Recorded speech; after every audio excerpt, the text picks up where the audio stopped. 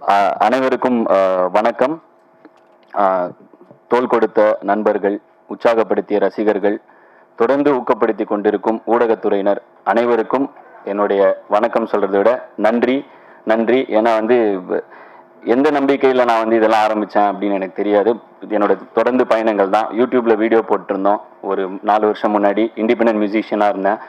அங்கேருந்து என்னை ஒரு மியூசிக் டைரக்டராக, அதுக்கப்புறம் தொடர்ந்து இன்னைக்கு ஒரு ஹீரோ டைரக்டர், இதெல்லாம் இந்த பயணத்துக்கு முழு காரணம் அப்படின்னு சொன்னால் அது முழுக்க இது ஒவ்வொருத்தரும் அந்த யூடியூப் வீடியோவை ஷேர் பண்ண ஒவ்வொரு ரசிகரும் ஒவ்வொரு நண்பரும் தான். அந்த அடையாளத்தை எடுத்து உலகத்துக்கு என்னை அறிமுகப்படுத்திய ஊடகத்துறையினருக்கும் தான் முதல் நன்றி. அண்ட் இது எல்லாத்தையும் தாண்டி நன்றி சொல்லி நான் படத்தை பற்றி ஒருத்தராக பேசுறதுக்கு முன்னாடி இவருக்கு நான் நன்றி சொன்னேன்னா அது ரொம்ப என்னன்னு நான் கீழே இறக்கிக்கிற மாதிரி. இது நன்றியையும் கடந்த ஒரு அளவில்லாத ஒரு தெரியல எப்படி சொல்றதுன்னு. அது என்னுடைய ப்ரொடியூசர் சுந்தர்சி என்னை திரையுலகத்துக்கு அறிமுகப்படுத்தினவர். அவரு தான் இன்னைக்கு நான் இங்க நிக்கிறேன் ஒரு இயக்குனரா. ஏன்னா நான் இதை சொன்னேன்னா அவரு அப்படிம்பாரு. ஸோ அதனால கடமையை செய் பலனை எதிர்பாராது அப்படிம்பாங்க. சின்சியரா கண்டிப்பா எல்லாமே வரும். ஆம்பளப்ப சொன்னாரு. தொடர்ந்து என்னால் முடிஞ்ச அளவுக்கு என்னோட எல்லா இதையும் சின்சியரா பண்ணிட்டே இருக்கேன். இந்த படத்தையும் சின்சியரா பண்ணியிருக்கேன்.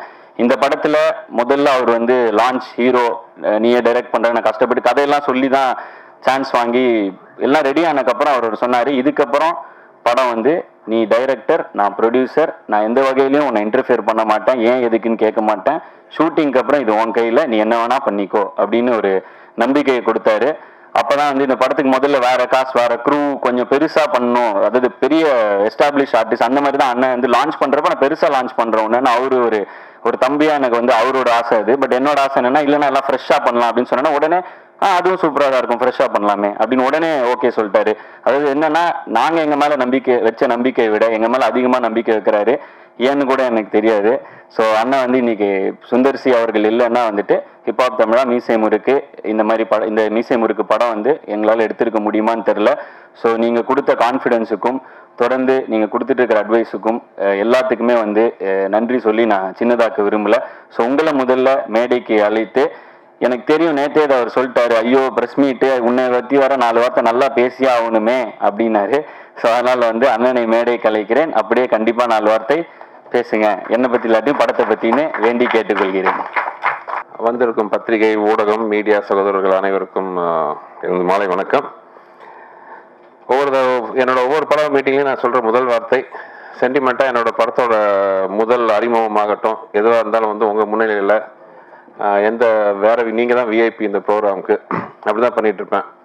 படத்தை சம்மந்தப்பட்ட க்ரூ, ஆர்டிஸ்ட், நான் அவ்வளோதான். அது தவிர வேறு விஐபி எதையும் கூப்பிடாமல் உங்கள்கிட்ட அறிமுகப்படுத்தி ஆண்டவ புண்ணியத்துலேயும் உங்கள் ஒத்துழைப்பாலையும் இது வரைக்கும் அது நல்லபடியாக போயிட்டுருக்கு. அந்த மாதிரி தான் மீசை முறுக்கு.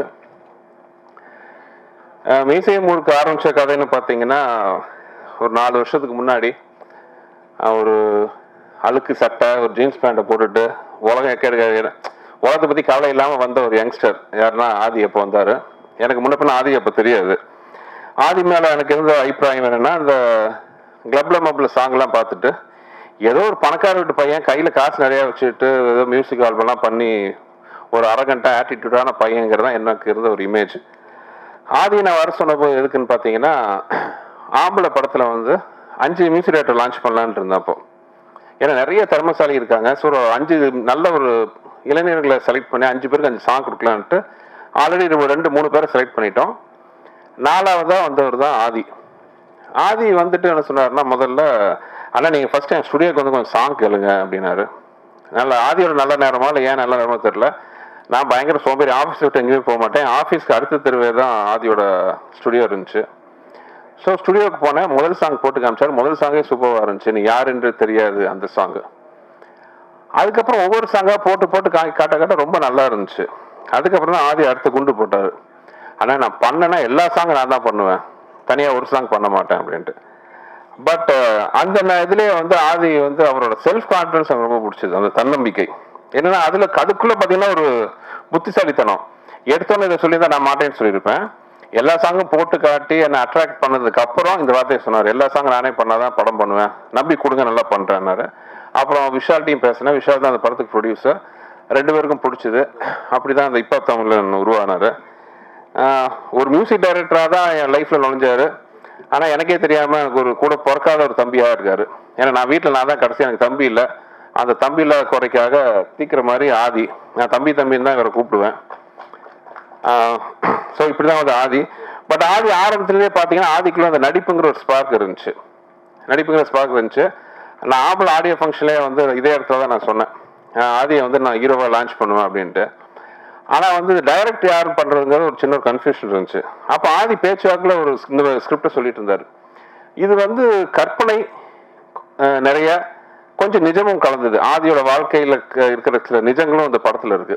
கிட்டத்தட்ட பார்த்தீங்கன்னா கொஞ்சம் ஒரு சொல்லாம தெரியல, ஆதியோட ஒரு இன்டைரக்டா இது அவரோட வாழ்க்கை வரலாறுன்னு கூட சொல்லலாம். சின்ன பையனுக்கு என்ன வாழ்க்கை வரலாறு இருக்குன்னு கேட்கலாம். அவர் பட்ட கஷ்டமும் நிறைய இருக்கு. அதை வந்து ரொம்ப சுவைப்பட சொல்லியிருக்காரு. மெயினா வந்து ஆதிட்ட அந்த படத்துல ஆரம்பிக்கும் போது சொன்னது ஒன்னே ஒன்று விஷயம் தான். நீ வந்து ஒரு யங்ஸ்டர்ஸ்ட நல்ல ஒரு யங்ஸ்டர்ஸ் நல்ல ஒரு அபிப்பிராயம் வச்சிருக்காங்க, ஒப்பீனியன் வச்சிருக்காங்க. ஸோ அதுக்கு தகுந்த மாதிரி ஒரு படமா இருக்கட்டும். அதே நேரத்தில் அந்த படத்துல சாங்ஸ் ரொம்ப எதிர்பார்ப்பாங்க. யூத்ஃபுல்லான சாங்ஸ், நல்ல ஆடியன்ஸ் அட்ராக்ட் பண்ற மாதிரி சாங் இருக்கணும், எல்லாருக்கும் பிடிச்ச மாதிரி நல்ல ஸ்கிரிப்ட் இருக்கணும். முக்கியமா குடும்பத்தோட உட்கார்ற மாதிரி இருக்கணும் படம். யங்ஸ்டர் ஒரு யூத்ஃபுல் படங்கிறதுனால கொஞ்சம் வல்காரிட்டி அந்த மாதிரிலாம் வேண்டாம், ஒரு ஃபேமிலியோட உட்காந்து பார்க்குற மாதிரி ஒரு படமா இருக்கணும்னு ஆசைப்பட்டேன். பட் என்னை விட வந்து ஆதி வந்து ரொம்ப ஒரு அதுலலாம் ரொம்ப முக்கியம். ஏன்னா அவங்க ஃபேமிலிக்கு ரொம்ப பயப்படுறவர். ஸோ ரொம்ப ஒரு குவாலிட்டியான படம். எந்த இடத்துலையும் பார்த்தீங்கன்னா ஒரு முகத்தை சுளிக்க வைக்கக்கூடிய ஒரு சின்ன ஒரு ஷார்ட் கூட இல்லாமல், இன்னும் சொல்ல போனால் சென்சாரில் வந்து ஒரு சின்ன கட் கூட கிடையாது, ஒரு வாய்ஸ் கட் கூட கிடையாது. பார்த்தீங்கன்னா அப்படி க்ளீன் படமாக வந்து பண்ணி கொடுத்துருக்காரு. எனக்கு ரொம்ப பிடிச்ச படம். ஏன்னா வந்து இந்த படம் ஒரு ஃப்ரேம் கூட நான் படம் பண்ணும்போது பார்க்கல. ஸ்கிரிப்ட் சைடில் அப்பப்போ வந்து ஆதி சொல்லுவார், எனக்கு தோணுதை சொல்லுவேன், அதை எடுத்துக்கிட்டாரா இல்லையான்னு கூட எனக்கு தெரியாது. பட் இது முழுக்க முழுக்க ஒரு டைரக்டரோட படமாக பண்ணியிருக்கேன். ஆதிக்கு இருக்கிற பெரிய ஒரு நல்ல விஷயம்னா ஆதியை சுற்றி இருக்கிற ஒரு யூத்ஃபுல்லான ஒரு டீம் அமைஞ்சிருக்கு. அது ஜீவாவாகட்டும், எடிட்டர் ஃபென்னி ஆகட்டும், எல்லாமே. அது கூட இன்னொரு புத்திசாலித்தனம் ஆதி என்ன பண்ணிட்டாருன்னா, கூட ஒரு நல்ல எக்ஸ்பீரியன்ஸான ஒரு டெக்னீஷியன் டீம் வச்சுக்கிட்டாரு. ஒன்லி யங்ஸ்டர்ஸ் மட்டும் இல்லாமல் கூட கேமராமேன் செந்தில் ஆகட்டும், ஆர்ட் டைரக்டர் பொன்ராஜ் ஆகட்டும், ஃபைட்டுக்கு தளபதி தினேஷ் மாஸ்டர் ஆகட்டும், இந்த மாதிரி இட்ஸ் மிக்ஸ் ஆஃப் ஒரு யங்ஸ்டர்ஸ் ப்ளஸ் எக்ஸ்பீரியன்ஸ் எல்லாமே கலந்து வந்து இந்த படம் வந்து ரொம்ப நல்லா ஒரு தரமான படமாக வந்திருக்கு. ஏன்னா என்னை பொறுத்தவரை பார்த்தீங்கன்னா, நான் சம்பாதிச்ச மிகப்பெரிய சொத்து நான் நினைக்கிறது வந்து, நான் கட்டி என்னோட வீடு, பேங்க்ல இருக்கிற பேங்க் பேலன்ஸ் எல்லாத்தையும் விட என்னோட அந்த பேனர் நேம் தான், அவனிங்கிற பேனர் தான் வந்து எனக்கு ஒரு இருக்கிற மிகப்பெரிய சொத்து. ஸோ வர்ற படம் எல்லாமே ஒரு தரமான படமாக வாங்குறவங்களுக்காகட்டும், படத்தை ரிலீஸ் பண்ணுற தேட்டர் ஆகட்டும், பார்க்குற ரசிகர்களாகட்டும், எல்லாருக்கும் ஒரு சந்தோஷத்தை கொடுக்க வேண்டிய படமாக இருக்கணும்ட்டு நான் ஆசைப்படுவேன். அந்த வகையில் பார்த்தீங்கன்னா மீசை முருகு பிரமாதம் வந்திருக்கு. ஆதியை நம்பி கொடுத்தேன். ரெஸ்பெக்டிவ் ஆஃப் த ரிசல்ட் கண்டிப்பாக எனக்கு வந்து படம் வெற்றி படம் தெரியும். என்னவா இருந்தாலும் நான் ஒரு நல்ல படத்தை கொடுத்தேன்னு ஒரு திருப்தி இருக்கு. ஆதி வந்து இந்த படத்துக்கு அப்புறம், ஏன்னா இப்போ பெரிய ஸ்க்ரீனில் இப்போ தான் பார்த்தேன், உங்க கூட சேர்ந்தா நானும் இப்போ ஃபர்ஸ்ட் டைம் வந்து பெரிய ஸ்க்ரீனில் பார்க்குறேன். எப்போ நான் சொல்லுவேன், சில பேர் ஆர்டிஸ்ட் ஜெயிக்கிற மாதிரி இருக்கும்போது சொல்லுவாங்க தலைக்கு பின்னாடி சக்கரம் சுத்த ஆரம்பிச்சிருச்சுன்ட்டு. அது தனக்கு நமக்கு தெரியாம ஒரு ஒளிவட்டம் தெரியும். அந்த ஃபேஸ் வந்து நமக்கு பிடிக்கும். சில ஃபேஸ் வந்து ரொம்ப அழகா இருக்கும், ஆனா வந்து அவங்க பெருசா சக்சஸ் ஆக மாட்டாங்க. சில பேர் சுமாராக தான் இருப்பாங்க, ஆனா பெரிய லெவலில் சக்சஸ் ஆவாங்க. அதாவது அந்த ஃபேஸோட ராசி அந்த மாதிரி இருக்கும். ஆதியை பார்க்கும்போது இதுல ஸ்க்ரீன்ல பார்க்கும்போது ரொம்ப பிளசண்டா தெரிஞ்சாரு. ஸோ ஒரு சக்சஸ்ஃபுல் ஹீரோவா, ஏன்னா அநேகமா நீ டைரக்ஷன்ல போக மாட்டான்னு நினைக்கிறேன், நிறைய தலைவலி. சக்சஸ்ஃபுல் ஹீரோவா வருவாரு. அடுத்தடுத்து எங்களுக்கெல்லாம் டேட் கொடுப்பாரான்னு தெரியல, கொடுக்கணும், பார்ப்போம். அப்புறம் அந்த படத்தோட டீம் ஆகட்டும், மெயினாக வந்து ரொம்ப பிடிச்ச விஷயம் என்னன்னா, நான் ஒரு வகையில் ப்ரொடியூசரை தடுமாறினேன். ஏன்னா ஆதி கூட நடிச்சிருக்கிற ஆர்டிஸ்ட் எல்லாம், விக்னேஷ் ஆகட்டும், சாரா ஆகட்டும், எல்லாருமே பார்த்தீங்கன்னா இளைஞர்களால் பயங்கரமாக ரசிக்கப்படுறவங்க, யூடியூப் ஸ்டார்ஸ் அவங்கலாம். பட் ஒரு ப்ரொடியூசராக நான் பிஸ்னஸ் ஆங்கிளில் பேசும்போது யார் சார் இவங்களான்னு கேட்பாங்க. ஸோ இவங்கெல்லாம் சொல்லி புரிய வைக்கிறது பெரும்பாடாக இருந்துச்சு. பட் படத்தில் அவங்களோட கான்ட்ரிபியூஷன் பார்த்தீங்கன்னா பயங்கரம். எஸ்பெஷலி மற்றவங்களாம் கோச்சுக்காதீங்க, நான் ஒரு ஜாராவோட மிகப்பெரிய ஃபேன் ஆகிட்டேன் இந்த படத்தில் சில சீன்ஸ் எல்லாம் பார்த்து.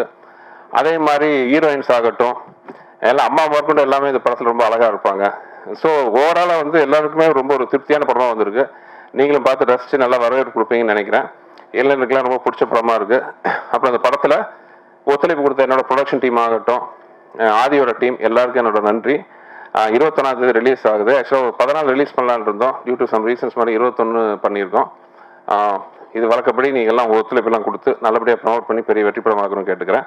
வந்த அனைவருக்கும் நன்றி. ரொம்ப நன்றிண்ணா. நீங்கள் எங்கள் மேலே வச்ச நம்பிக்கையை கலெக்ஷனாக உங்களுக்கு திருப்பி கொடுப்போங்கிற, நீங்கள் அதை கேட்கல, எனக்கு தேவையில்லைன்னு சொல்லிட்டீங்க. பட் இருந்தாலும் இந்த படம் வந்து வெற்றி, அவங்களுக்காவது வெற்றி அடையணும் அப்படின்னு நாங்களும் வேண்டிக்கிறோம். நன்றி, இந்த கொடுத்த வாய்ப்புக்கு ரொம்ப நன்றி.